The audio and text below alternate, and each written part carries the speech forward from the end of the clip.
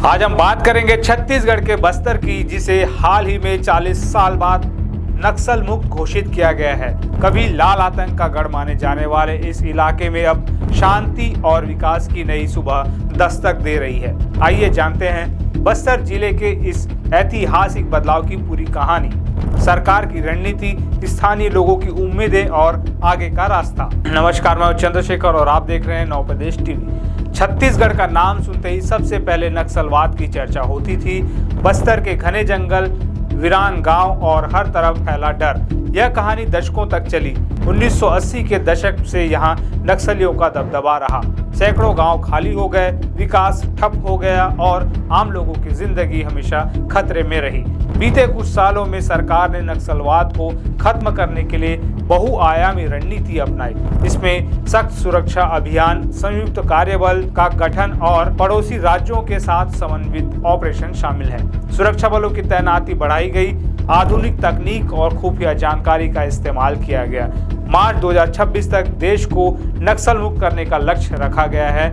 21 मई 2025 को नारायणपुर जिले के अबुझमाड़ इलाके में हुई मुठभेड़ ने नक्सल मूवमेंट की कमर तोड़ दी। इस ऑपरेशन में 27 नक्सली मारे गए, जिनमें माओवादी महासचिव बसवराजू भी शामिल था, जिस पर 1 करोड़ का इनाम था। इसके बाद बस्तर में नक्सलियों का प्रभाव लगभग खत्म हो गया।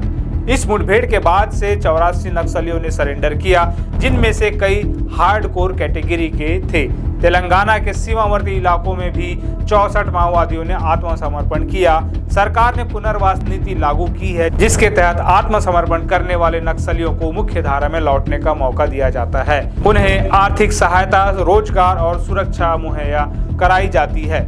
जिन पंचायतों को नक्सल मुक्त घोषित किया जाता है, उन्हें सीधे 1 करोड़ रुपए की विकास निधि दी जाती है। इसका इस्तेमाल सड़क, पानी, स्कूल, अस्पताल, मोबाइल टावर जैसी बुनियादी सुविधाओं के लिए किया जाता है। बड़े सट्टी गांव इसका बड़ा उदाहरण है, जहां सभी बच्चे खुच्चे नक्सलियों के सरेंडर के बाद गांव को 1 करोड़ की राशि मिली और अब वहां विकास कार्य तेजी से हो रहे हैं।